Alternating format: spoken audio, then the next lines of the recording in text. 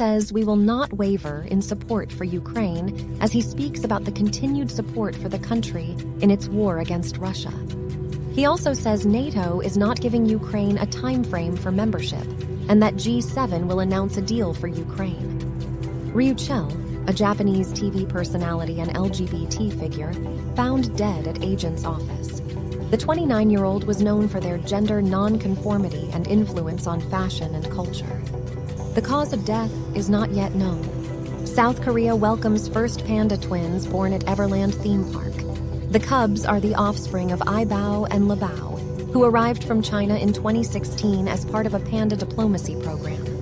Italy swelters under deadly Cerberus's heat wave, which could break European temperature records.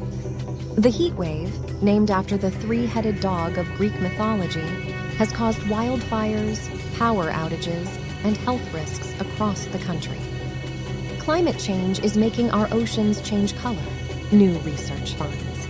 Scientists say that phytoplankton, microscopic algae that live in seawater, are affected by rising temperatures and acidification, which alters their distribution and abundance.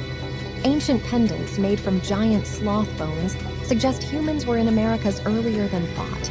Archaeologists in Belize have found 3 bone pendants dating back to 13,000 years ago, which indicate that humans had contact with extinct megafauna desperate scenes as nearly 2.5 million people displaced by war in Sudan.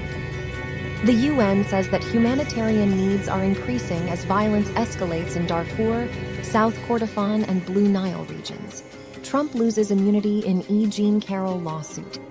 Government lawyers say Mr. Trump did not act within the scope of his duties when he disparaged E Jean Carroll, who accuses him of raping her in the 1990s. North Korea fires intercontinental ballistic missile into waters near Japan after threatening U.S.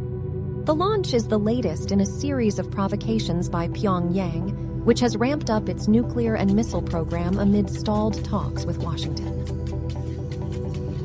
Unbearable lightness of being author Kundera dies at 92. The Czech-born writer, who lived in exile in France since 1975, was one of the most acclaimed and influential novelists of his generation.